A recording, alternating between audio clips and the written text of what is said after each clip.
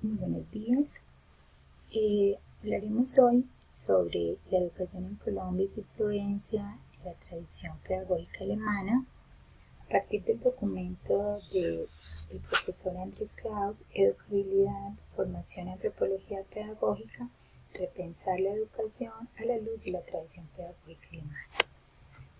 Yo soy Lina María Ochoa, estudiante de especialización en gerencia educativa de Universidad de San Buenaventura.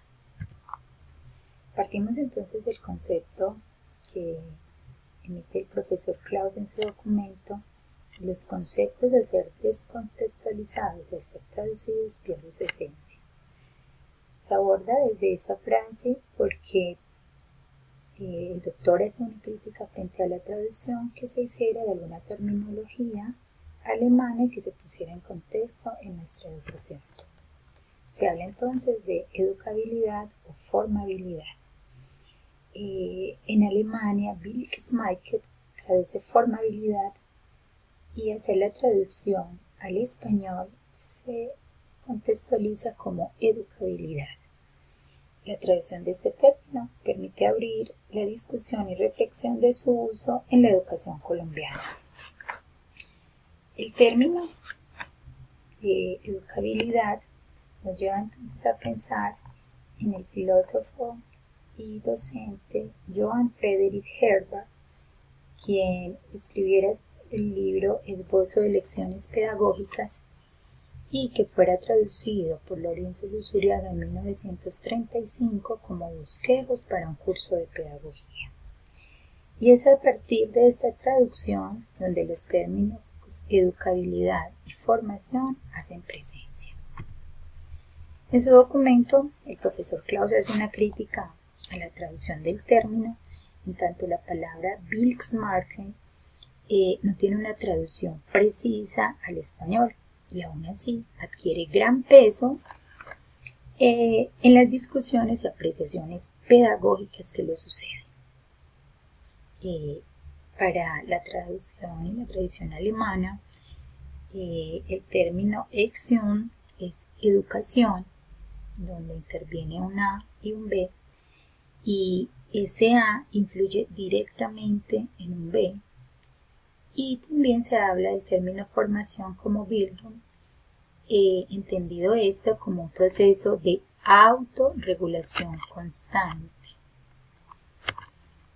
Finalmente, al no haber una traducción literal de la palabra, Bildungsmarke, que tiene bastante peso en la educación alemana, se traduce para la educación española o en términos españoles como formabilidad.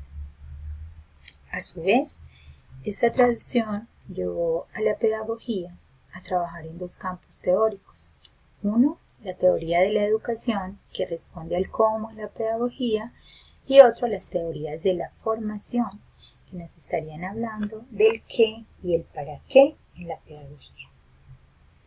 Así, se atribuyó a Herbart el hecho de haber introducido en la pedagogía en el siglo XVIII el término educabilidad, según cómo se hacía la traducción, la educabilidad como estaba designado en la tradición alemana, y se trabaja con el concepto de educabilidad y formación como un concepto básico para la pedagogía colombiana, en este caso, entendida como la capacidad de cambiar y de cambiarse, de formar y de formarse.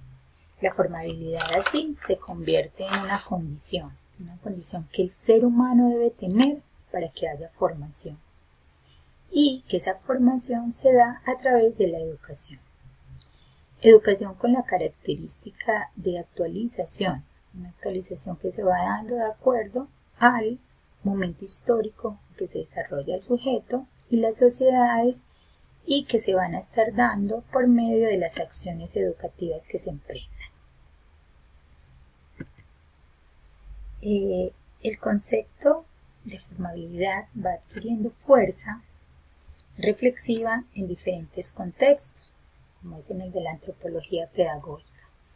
Un primer Una primera definición de antropología pedagógica que retomo, no está en el documento del doctor Klaus, pero me parece importante ver el recorrido que frente a esta definición se tiene, es la que se hace en el Tratado de Antropología y Pedagogía en el año 1897, y se habla del estudio del hombre tanto en su aspecto físico como psíquico, incluyendo el estudio del alma y del cuerpo para una mejor comprensión del niño y la posterior facilidad a la hora de educarle. Más adelante, en 1914, el Compendio de Antropología y Pedagogía lo define como el detenido estudio que de la naturaleza humana se hace para conocer no solo su desenvolvimiento en el orden físico y psíquico, sino también la armonía que en todas las funciones de la vida debe existir entre los elementos materiales y espíritu, constituyendo el orden psicofísico.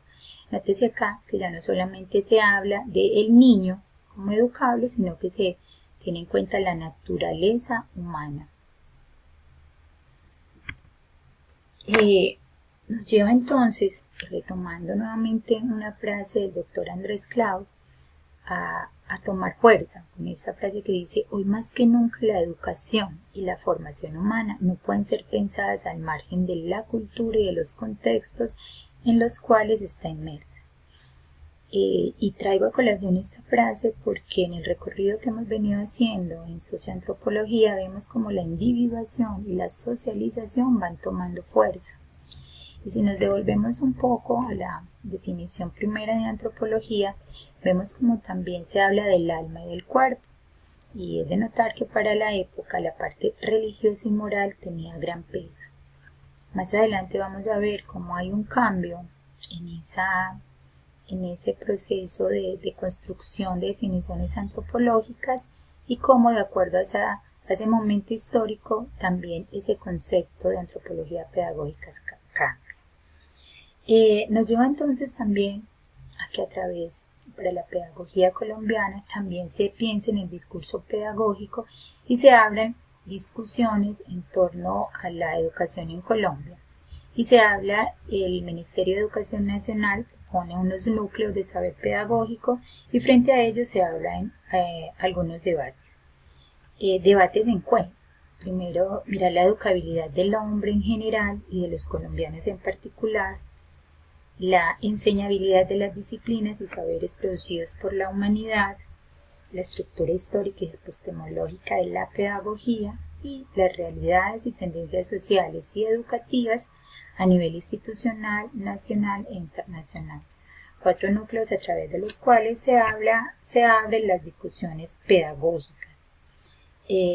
Con estas reflexiones se puede ver cómo la profesión docente adquiere más peso al hacer una reflexión en el devenir histórico y social de los individuos y de sus sociedades, así como de sus instituciones, sus prácticas y sus intereses. Llegamos entonces a una definición más actual de lo que es antropología pedagógica, pero partiendo del concepto de formabilidad que en algún momento se tomara de Herbart, y se define como la condición para que haya humanización, término que en la definición plantea Ferrero, pues es gracias a ella que el ser humano puede crear, recrear, producir y reproducir la sociedad y la cultura y llevar con ello los procesos de internalización, individuación, socialización, subjetivación, aculturación y por ende educación. Y es con esta definición que toma fuerza el concepto de que las sociedades también van cambiando en la medida en que sus individuos cambian. Y este concepto nos lleva a pensar también en una interdisciplinariedad en la pedagogía. Finalmente, y para concluir este video, se puede observar entonces cómo la importancia de la formabilidad a través de la educabilidad en la historia tiene peso, en tanto ayuda en la creación del ser humano y de las sociedades que lo conforman. Se concluye entonces así esta visión rápida que se hace al documento del doctor Andrés Klaus, Educabilidad, Formación y Antropología Pedagógica, Repensar la educabilidad a la luz de la tradición de la pedagogía alemana. Gracias.